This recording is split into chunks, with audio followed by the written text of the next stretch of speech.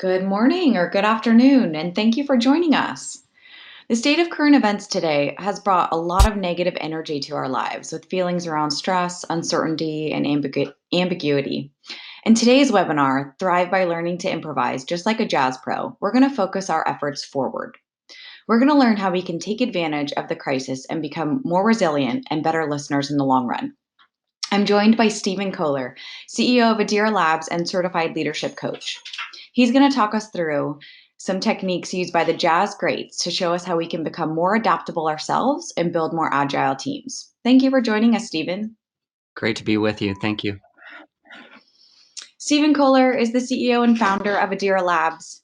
He's not your ordinary executive or strategic thinker. He's a University of Chicago MBA-trained executive who led global marketing and strategy departments for several blue chip and industry-leading brands such as Weber, Kraft, and Shure. Seeking to focus his career more on the people side of business, where the true power of every organization resides, Stephen founded Audira to help people find clarity, direction, and purpose in their work. On top of an accomplished business background and an immense network of functional and industry professionals, he holds a BA in philosophy from Northwestern and is a passionate musician. The common thread here, which is woven into the fabric of Audira, is a desire to see people work authentically and in concert to achieve a meaningful goal. Stephen knows what magic can happen when people are all listening to each other and contributing. Excited to see what he has in store for us today. Awesome. Thank you so much, Caitlin. I appreciate it. As I said, my name is Stephen Kohler. Thrilled to be here. I'd like to welcome everybody from near and far for joining us today. And as Caitlin mentioned, we're going to be exploring a topic that I know is very much on everybody's mind of COVID-19, the impact it's had, and how we can all lead together going forward. I'd also like to welcome two of my colleagues that are going to be joining me today, my better half, Michelle Kohler, and our head of sales and business development, Michelle Seguin. And they're going to be kind of co-piloting with me today. And most importantly, let me just start by saying I hope everybody that's joining us today is safe and you are staying as not too cooped up as possible. So we'll go ahead and get jumped in. Quick background, I know Caitlin already mentioned, but for those of you who don't know, I spent the last 25 years in a variety of leadership roles, marketing, new product development strategy. 2 years ago, I felt the calling to really transition on the people side of business and have been very blessed and fortunate to become a certified coach and really help leaders grow. And with that, many of you know I'm a musician, and with that have found that music can be a real powerful lens to help leaders and teams and organizations grow. And with that, we founded our Audira Labs, which is really founded with that principle of using the principles of music and listening to help leaders and organizations grow. And that's very much what we're going to be exploring about today. So let's dive in. You know, obviously our context today is one of significant and massive disruption. And my heart goes out to all of you on the call today in terms of the challenges that I'm sure you're all facing. You know, COVID-19 has really impacted all of us in ways that has forever changed the way we live in. More importantly, though, it's important for us to start thinking about, as we've absorbed the shock of all this, how we're going to lead forward. And that's what today's webinar is going to be about. So I'd like Caitlin's help. We're going to ask a quick question in the form of a poll. And the theme of the question is going to be how prepared you and your organization really feel in terms of adapting to COVID-19. So how well are you and your organization adapting to the challenges posed by COVID-19? Are you feeling incredibly prepared, like you're rock stars? Are you feeling somewhat prepared? Like, well, we're not going to drown, so that's good. Are you somewhat prepared? Just let's say I'm nervous about our prospects, or are you feeling like totally unprepared and you're ready to check out? Let's see what everybody says so far. Looks like a fair amount of folks are feeling somewhat prepared, which is good. Few in the very prepared and a few in the somewhat unprepared camp. That makes sense. So far, nobody's feeling totally unprepared. Yeah, that's good. We can share this. Let's see. I'm going to share the results. So hopefully everybody can see this. So far, for those of you that have voted, we have a strong majority of those feeling somewhat prepared. And that's a good sign, I think, and that very much mirrors what I think we would expect at this time. As challenging as this is, we will definitely invite you during today's webinar to really take a step back and reflect, first of all, what's important to you and how we want to lead forward. And with that, we'll dig in. So with the context of COVID-19, the question that we're ultimately faced as leaders today is how are we going to respond? And we ultimately, as leaders, are traditionally trained to think that we have three options. We can fight and really try to struggle with what COVID-19 has brought upon us, both personally and professionally. We can flee and pretend that perhaps it's not happening, run the other direction, or we can freeze. And these are all very normal human instincts. But I would argue, of course, there's another option, and that's very much the idea of being adaptable. Adaptation is defined ultimately as the quality of being able to adjust to new conditions. And in a recent Harvard Business Review article that was based on tremendous amount of research, they identified that adaptability and the ability to handle ambiguity was the #1 characteristic for leaders and organizations in being successful. Let me repeat that again. Being adaptable and handling ambiguity was the #1 characteristic in successful leaders and organizations. And I would argue that that is a more important trait than ever before as we lead ourselves and our teams and our organizations out of COVID-19. So we know that adaptation is a quality that's crucial in these times for leadership in COVID-19. It's particularly important as being adaptable that we remain open as learners, and we'll talk about that. And with that in place, let's talk about a creative compass that we can use. Musical improvisation specifically, I find to be an incredibly powerful lens for us to use at this time.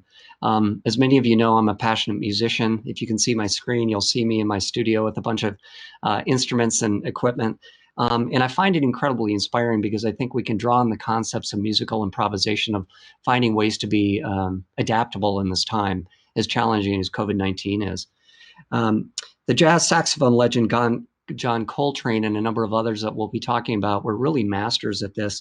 And we're going to be talking about techniques that John and others used in their day that we can lend to ourselves today to be successful leaders. And with that, I'd love to share some quotes. I like to call this musical wisdom. This happens to be from one of my favorite jazz improvisation masters, Miles Davis, trumpet player. And he had some really powerful wisdom. He said, "Do not fear mistakes because there are none." And if you think about that, mistakes or failure, if you will, is simply a construct that we put onto things. If we open ourselves and truly open our minds to that there are no mistakes, but simply learnings, it really allows us to move forward and build powerful things. The next thing he said is, "I'll play it first and I'll tell you what it is later." Miles Davis was famous for not believing in labels because he thought they inherently constrained this. And as we'll talk about today, that's a really powerful concept for leaders and leading through COVID-19, is to not fear mistakes, not worrying about categorizing, but more importantly, trying something and moving forward. And then the last thing he said is, if you're not making a mistake, it is a mistake. And that very much embodies this idea of failing forward and trying new things constantly. So let's talk about 3 specific steps that each of us can take as leaders and individuals within our organization to improvise like a jazz pro. Before we begin, though, I'd like to start with a concept. In music, many of you know there's a concept of a sound check. And a sound check is basically a step, much like a rehearsal, before you go live, where you get on stage and you test everything out. And before we dig into the 3 steps, I'd like to do a sound check with everybody on this webinar. And that's the idea that attitude is everything. Miles Davis said, anybody can play. The note is 20%, but it's the attitude of the person who plays it is 80%. So as challenging as COVID-19 is, and all of the challenges that we're facing, which are very real, I would argue that the attitude that we take is in our teams, in our organizations, as we support, is as important, if not everything else, in terms of the actual action. So let's talk about 3 ways that we can, sound check our attitude. The first thing is be very self-compassionate with yourself. Many of you are familiar with what are called the 5 stages of grief. I really encourage all of you to allow yourself to grieve in terms of the impact that COVID-19 has had on your family, your team, and particularly your business. Process that. Allow yourself to really grieve the challenges that it's had on you, your team, and your organization. That's really important. Don't deny that pain that you've felt. Secondly, it's really important to let go of the plan. One of the biggest challenges that I see many leaders fall into, even before COVID-19, is this idea of holding on of what they thought should happen, what the plan was supposed to be. And, as the old quote says, plans go out the window the first day of battle, and COVID-19 has really taught us that. So I encourage all of you in your organizations to really let go of that plan that perhaps you were holding tightly and accept that everything has changed. And then mostly, one of the most important things that we can do as leaders is to really embrace a growth mindset. There's this concept in Zen and Buddhist philosophy of the Shoshin, or beginner's mind. And this is what's fascinating, is the most successful leaders, the ones that have the most impact, paradoxically, will tell you that they know nothing and they're constantly learning. It's not the leaders that say they have it all figured out, but rather the leaders and teams that say they're constantly learning and growing. So I really encourage you, as we talk about these concepts today, be self-compassionate, give yourself grace during the challenges that you and your team are feeling. Let go of the plans that you had before COVID-19 and really embrace a growth mindset moving forward. All right, let's jump into the 3 steps. As you know, as a musician, one of the most important things I find, both as a musician and as a leader, that's crucial is this idea of the fact that everything starts with listening. And let me set up the context. I believe that in our context today, we have what's called a listening crisis. With the amount of distractions, particularly with social media and the amount of inputs coming into us from text, phone, email, social media, particularly now with COVID-19, we're just overwhelmed with distraction. And that's why I think it's so important for us to really slow down and listen and be intentional about what we're noticing. And as challenging as COVID-19 has been, I would argue that in many ways, COVID-19 is actually forcing us to slow down and really reflect on what's important. And the jazz masters really recognized that the first step in learning how to improvise was learning how to listen. And with that, I'd like to talk about a concept in music that we call ear training. In music, one of the first things you're taught how to do is truly listen to what's happening.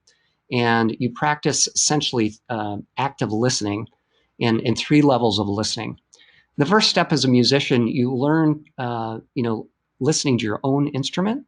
You listen to the tone, you listen to the texture, you listen to the characteristics of that instrument.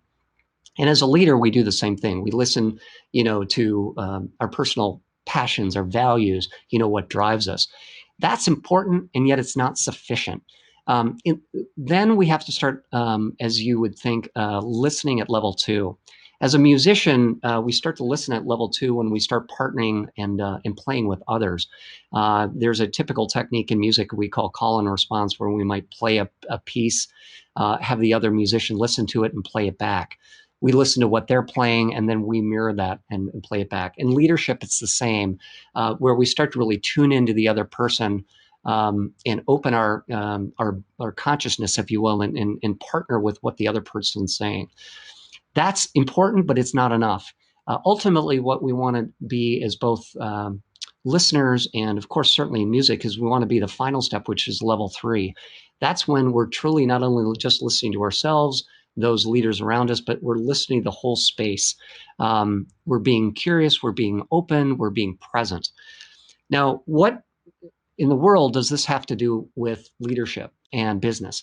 Well, I would argue that COVID-19 really gives us the opportunity to really slow down and listen to what's happening around us as it relates to our organization. And I'll give you some specific things that I believe that during COVID-19 we have the opportunity to do. So the first thing to really do is to slow down and notice, what are you hearing?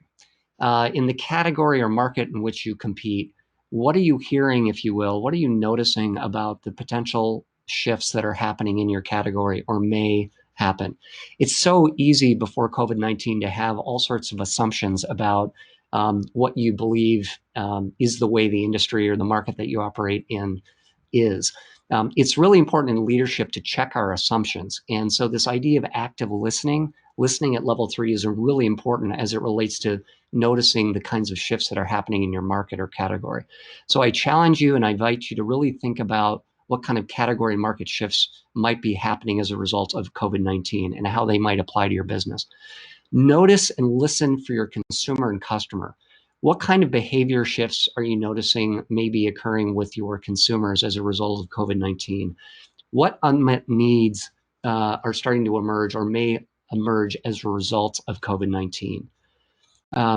Also, what is your competitor going to do, or what are you noticing in terms of a response? And more importantly, start to think about what you've defined previously as your competitor and what new competitors might arise going forward. You know, it's very easy in strategy to sometimes assume that your competitors are the big obvious things staring you in the face.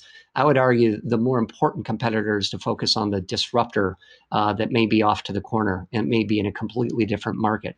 So really be intentional about thinking and listening, if you will, about the competitive landscape and what kind of shifts are occurring there. Category, consumer, and competitive listening, if you will, is important. Those are all externally facing. I would also encourage you to truly listen internally to your team members, be they employees, shareholders, partners. Really listen to what they're telling you. They are an incredible source for input in terms of ways you can adapt and pivot your business now more than ever. It's also really important for those of you leading teams, leading organizations to embrace what I like to call a servant mindset, where you as a leader of the team are asking, how can I support you? So really identifying the kind of support that they need more than ever. All right. So with part 1, we're going to move on to part 2. And to set the stage, so jazz musicians start by listening. Then they start to think about the kind of tools that they have in their toolkit, and they modulate. Let me set this up a bit. So musicians have a number of tools that they can then draw from. They do not feel stuck to have to follow a particular pattern, if you will, but they have a lot of tools that they can draw from to experiment. And I've listed 3 examples here that many of you may be familiar with. The first one is the idea of key signature of pitch. You know, musicians or anybody in a creative element have a number of techniques. In this case, we're talking music, key signatures, melodies, harmonies, pitches that they can draw from. And they can choose to modulate, shift, and adapt those key signatures as they're playing. They, of course, can play with tempo. They can go fast, they can go slow, they can go kind of moderate paced, but they have the ability to kind of draw from different options from a rhythm or tempo. And lastly, they have the ability to really adapt from what's called a dynamic range or a volume. They can play loud, they can play soft, they can play mezzo forte, which is medium. And I mention this because I think we can really draw from this notion from jazz musicians in the same way as leaders to reflect on, based on what I'm listening and based on what I've heard, both externally and internally from our organization, what kind of resources can I draw on that I can then modulate from and adapt and pivot as I move forward for my organization? So let's talk about that specifically for organizations. My question here for reflection is, what unique instruments do my team, or do my organization have from which we can modulate? People. What kind of unique skills and talents do my people, my team members, my partnerships, what do I have? And I would encourage you to think broadly, not in terms of the roles they did have, the chairs or the seats they did sit in, but more importantly, the kind of skills that they possess holistically. I'll draw on a musical example from improvisation. One of the great fun things that you see a lot of jazz or blues bands do is that they will literally rotate instruments. So somebody playing drums in halfway through the set will get off the drum set and go pick up the bass. The bass player will then get behind the kit, and the keyboard player will start to sing. The reason I mention that is that within organizations, we have the ability to really be agile and modulate from a people perspective by really thinking about the skills and the passions that our team members have and thinking about how can we best leverage them and rotate them in a way that'll best serve us going forward. We can also look at processes and capabilities, competencies that we have, and really try to take a step back and say, okay, these are the capabilities and processes that I've had to date. How can I leverage them in a new way going forward? What new ways can I mix them up, if you will? You might even say, I used to be, I'm an amazing guitar player, and what I know how to play is rock. How might I apply this to jazz, to blues, to hip hop? How can I take these competencies and processes that I applied in one context and bring them forward in a new way? Of course, systems are another way. Think about the kinds of systems, the tools, the platforms that you have, and think about ways you might be able to modulate, adapt, and shift them going forward. So here's some examples of ways you might be able to modulate in your business. There's the classic BCG model, which many of you are familiar with. It's the 2x2 matrix, where you might take your existing products and services that you have been using today and apply them into new markets. We'll talk about some examples later in the webinar with some companies that have done that really amazingly, where they've taken their existing competencies, existing products, pivoted dramatically and applied them to new markets in light of COVID-19. You can also take existing markets you already serve and think about new products and services that perhaps you haven't brought to market. You can also think about taking the products and services that you already make and bringing them to market in a new way. For example, through a subscription model, software as a service model, and other types of digital platforms. That's another way. I've seen a lot of manufacturers over the last 5 years take a physical manufacturing model and apply it to a digital subscription model very effectively. And then lastly, thinking about internally, how can you take the talent that you already have and either upskill them or reskill? So upskill is a concept where you are taking the talent that you already have and adding additional skills to those individuals. And in some cases, adding additional talent to your talent pool, bringing additional team members on board. Reskilling is very much about taking the resources, the talent members you have that have a certain set of skills and having them learn completely different skills for new areas. So really think about ways that you can upskill and reskill your talent and modulate, if you will, in these different areas. So just to recap, metaphorically, we've talked about listening and the importance of really listening what's around you. We've now talked about, taking those skills and those techniques, if you will, those parts of our toolkit and modulating. The third and final step is really what a musician might say is build and blend. And I'll start with a quote, and the quote goes like this. It's, master your instrument, master the music, then forget about all that BS and just play. And that was from John Coltrane. And what I love about that is that him saying is that ultimately, you just got to get out there and play, see what works, see what doesn't work. And that's a key part of jazz improvisation is it really emphasizes this idea of being courageous, playing, having comfort with trying new things, stretching yourself, making those mistakes and learning from them. The jazz musician Miles Davis was famous for saying, I don't want to rehearse at all. I just want to get on stage and make the gig be the rehearsal, if you will. And I find that framework really powerful to saying, let's let the gig be the actual place where we learn. So to really draw on that, don't let perfection get in the way of progress. I encourage you, a lot of the leaders that I support sometimes get stuck in analysis paralysis. And what I would argue is now more than ever with COVID-19, we can't afford to let that, hold us back. So as you're thinking about improvising, the biggest thing is don't plan to death. Plan some small experiments, some relatively low risk experiments. try them out, collect the data, and then build, adapt on that. You know, musically, what a lot of us will do in a jam session, we'll try something out, and if it doesn't sound good, we'll try something else. We often practice this concept of harmonization, where we'll be building on something else. So really celebrate this idea of experimentation. Test constantly, collect the data, and remain curious. Be really aware of, there's a concept called cognitive bias that many of you are familiar with. And as humans, it's easy to hold on to the ideas that we're really passionate for, and perhaps allow the data to for us to not really look at the data objectively. I would encourage you, as you're doing these experiments, testing, failing, adapting, don't fall in love with your babies. Collect the data.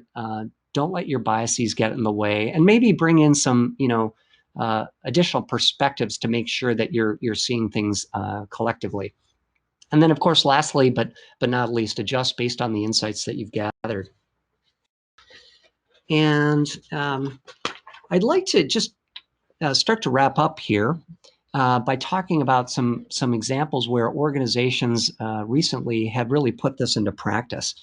And these are all examples where I think organizations have really, exemplified this idea of jazz improvisation. They've been listening, noticing the impact of what COVID-19 has had.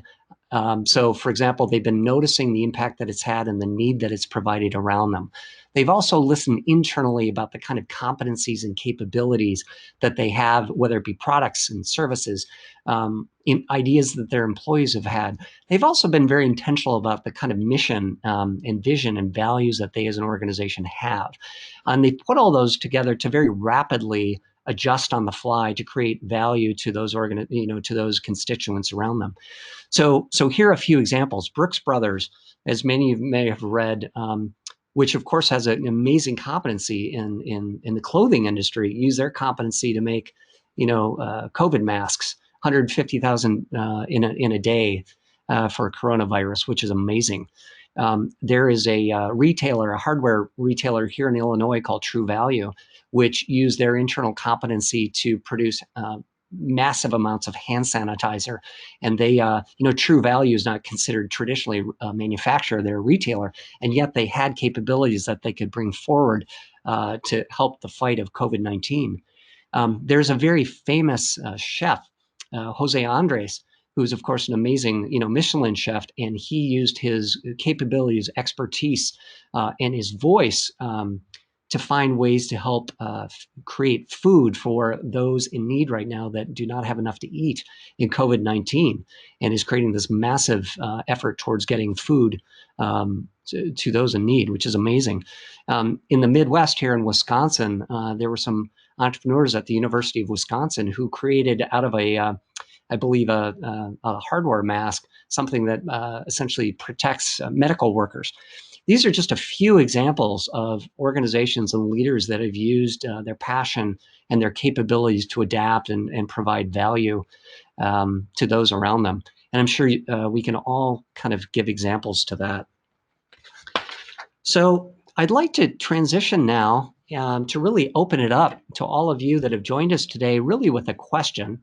I know a number of you have come up with questions that we'd like to explore, but one of the ones that I have as we kind of talk together is really what techniques are you finding effective for improvising during this time, and how can we support one another? So I look forward to kind of sharing questions and ideas around that theme as well as anything else. And with that, I'll hand it back over to Caitlin. Amazing. Thank you so much, Stephen. That was great. We are going to take some time for questions, so please feel free to take advantage of the attendee chat and chat your questions to Stephen that you had. We'd also love to hear just what techniques you're finding effective for improvising during this time, so feel free to share some tips. We do want to start off with the questions that some folks sent in advance. So Stephen, the first question for you is just tips on quantifiable time management or goal setting. Yeah, great question. So one of the most frequent questions I get related to this topic is leaders may have a very clear idea of what they want to achieve in terms of their goals. they really struggle with how to put that into practice in a structured manner. And I'll give you a very simple tool that somebody recommended to me. And for those of you that would like a template of this, I can share this, but it's called a default calendar. And I'll explain what that is. A default calendar is literally a simple tool. It can be whatever calendar program that you like to use. It could be obviously a paper calendar. It can be a Google calendar. It can be a Mac calendar, whatever tool that you happen to use. And it starts with being very intentional at a macro level about, let's say, the 2 to 3 areas of focus that of either areas of focus or goals or outcomes that you'd like to achieve in a given period of time. I like to start kind of a macro basis and then work micro. So you might start super macro, like a 3-month basis, your top 3 to 4 goals that you want to achieve. So I like to start there and then work backwards all the way to a very like micro level. So let's imagine you've identified some goals for yourself on a 3-month basis. What I then do is then create, using this default calendar, an intention of how I want to block my on a daily and weekly and monthly basis, my calendar out. And then I apply that very practically to every day. So I might say, for example, I'm going to dedicate 2 to 3 hours every day for learning, research, personal or professional development. I might assign 3 to 4 hours for connecting, meetings, team leadership, and then another 2 to 3 hours for other kind of activities. But I'm very intentional about carving out my day on a daily basis, a weekly basis, and then creating kind of a parallel document where what I might call an accountability tracker, where you basically say you identify what you intended to do and whether or not you achieved it. And so my invitation to all of you is think about creating this idea of a default calendar that articulates very specifically how you want to apply your time. And then think about creating an accountability tracker and have an accountability partner that can give you the kind of motivation or maybe nudge if you're struggling kind of meeting those commitments. And again, please email me after this and I can provide some more details for those of you that like more detail on those, but I find those techniques really helpful. Great, thank you. We do have a request to see you in action, jamming on some music in a jam session. So that might be have to be a follow-up you can send around to attendees. I promise to do that. Thank you for the question. I will send a video with me jamming. Perfect. Before we actually get to the next question, I thought we'd love to hear from you. So what techniques are you finding effective for improvising during this time?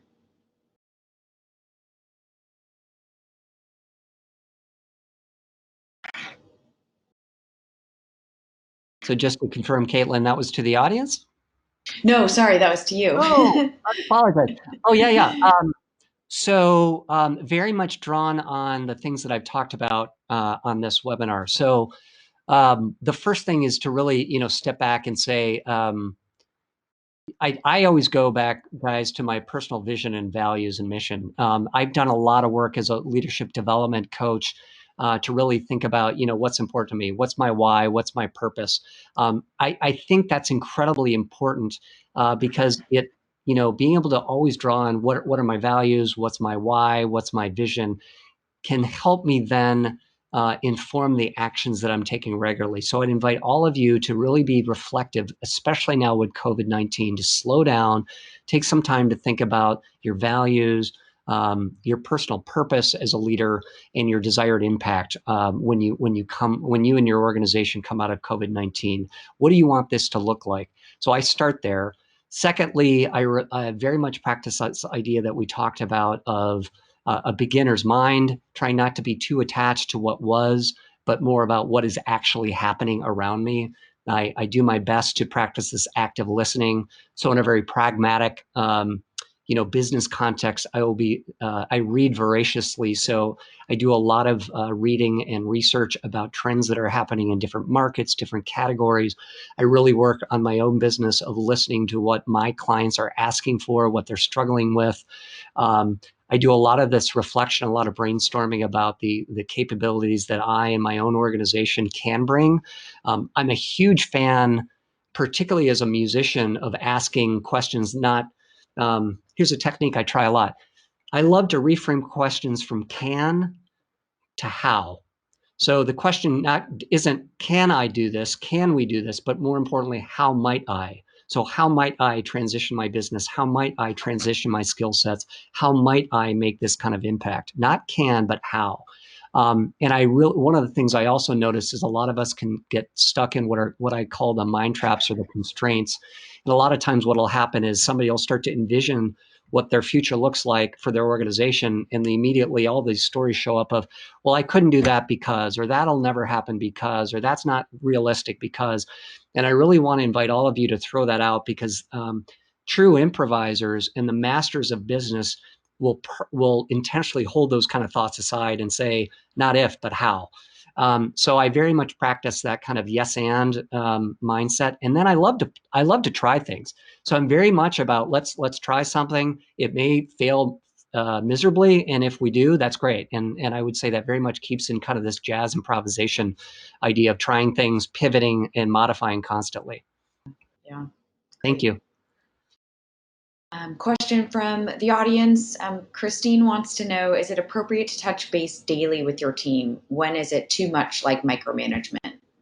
Great question, Christine. Thank you. So one of the biggest threads that relates to your question that I've gotten from a lot of leaders during COVID-19 is this general thought around how do I maintain connection, and what's the right tempo, if you will, in maintaining connection. The first thing I would say is, just to be super bottom line about it, connect early and often.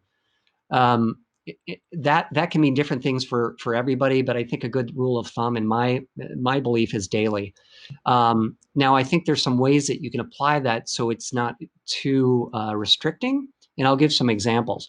One of the things that I found a lot of organizations are doing really effectively is they're creating daily touch points that are, for lack of a better word, they're not overly structured and strict. And so they might be something like a daily virtual huddle. So it can be 15 minutes at the beginning of the day, midpoint of the day, or maybe after. You can do this, of course, through Zoom. And it could just be the virtual equivalent of a stand-up meeting that you may have been doing pre-COVID-19, where everybody's standing physically together in a room. So one idea is an idea of a 15-minute virtual stand-up huddle. The other idea that a lot of organizations are doing right now is an idea of virtual office hours, where, much like we all did in school, or some of you as leaders may have done pre-COVID-19, is you have set times where you as the leader of the team will, quote, be available for office hours at a given time, 9 to 10 or 2 to 3. People are not required to come to you, but they know that you're available should they have any questions. So this idea of kind of virtual touch base or huddles, this idea of kind of a daily office hour. The other thing that I've found a lot of organizations are doing really effectively, of course, is the idea of virtual things that are a bit more fun. So they might have, trivia meetings once a week, or they might get together over lunch hour over Zoom and do workouts, or they might have virtual happy hours. Those types of connections can also help break things up.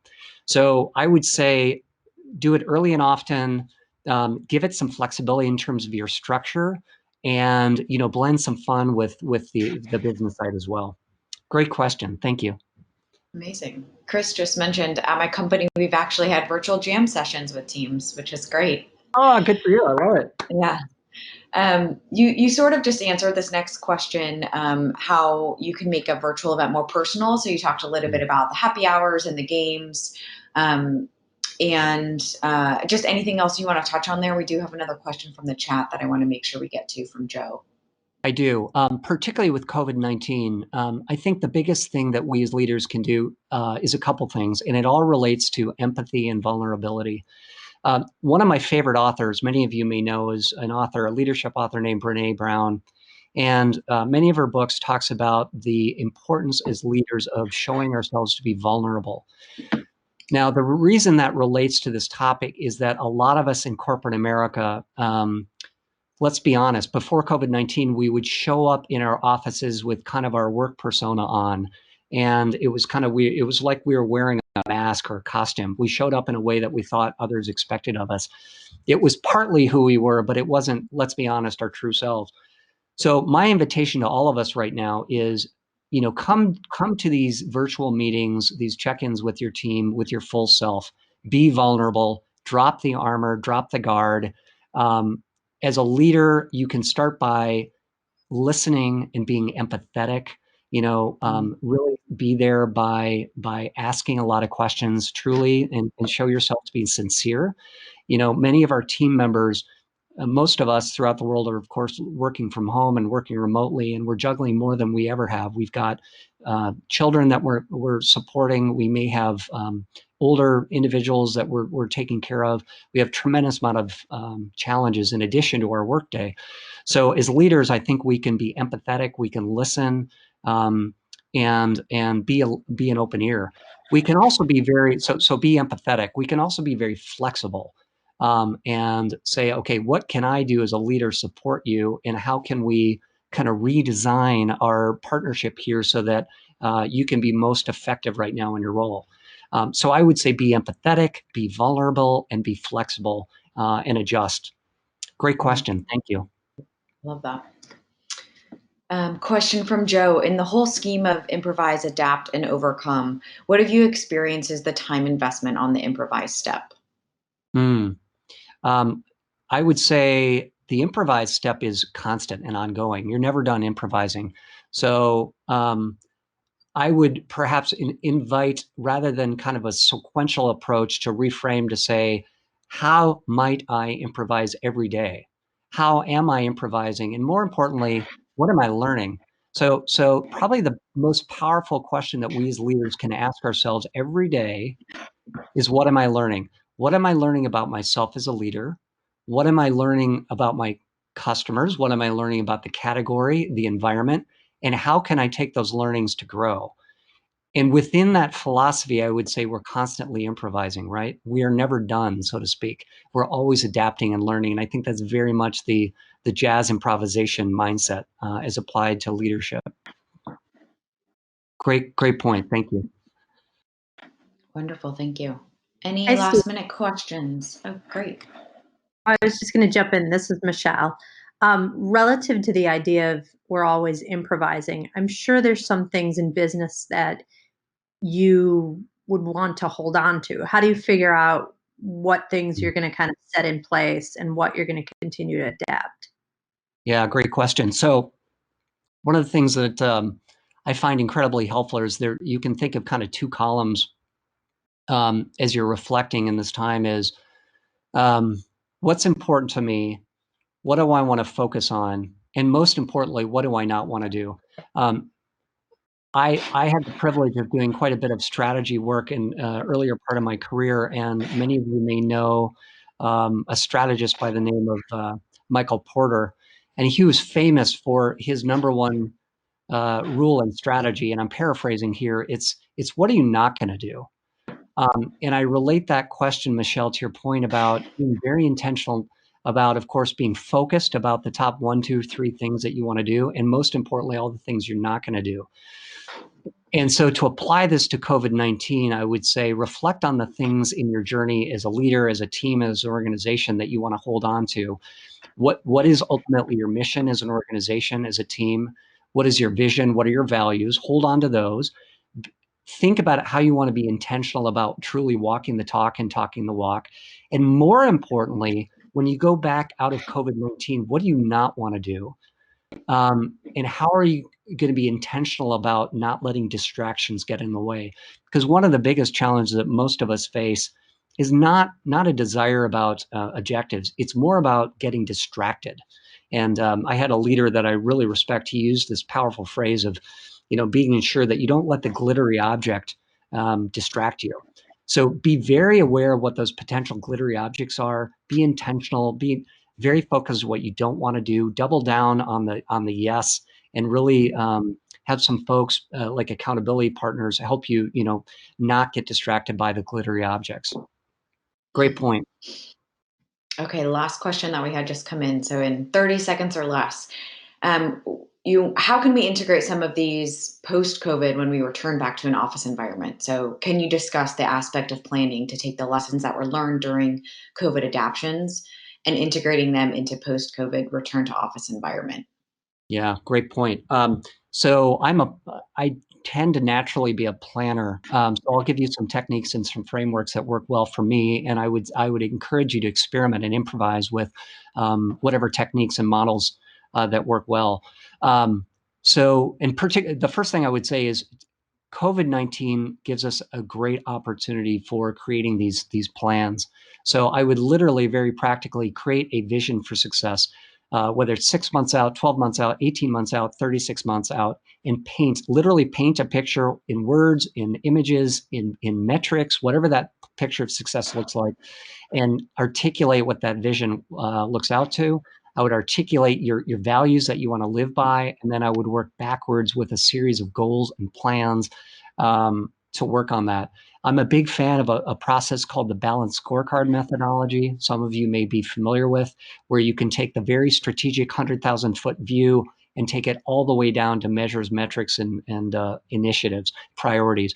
I would be happy to provide you some of those framework details if you'd like to do that. But balanced scorecard, clarifying mission, vision, values, and then putting them into action, I'm a big fan of. Thank you. Amazing. Stephen, thank you so much for joining us today. Thank you all for your questions and for your time. We will be sending out this recording and publishing it starting tomorrow, so watch out for that so you can share and you can view the slides, and watch out for Stephen's jam session, which will be to follow. Thank you all for joining. Be safe and keep jamming and improvising. Talk to you all soon. Bye-bye. Thank you so much.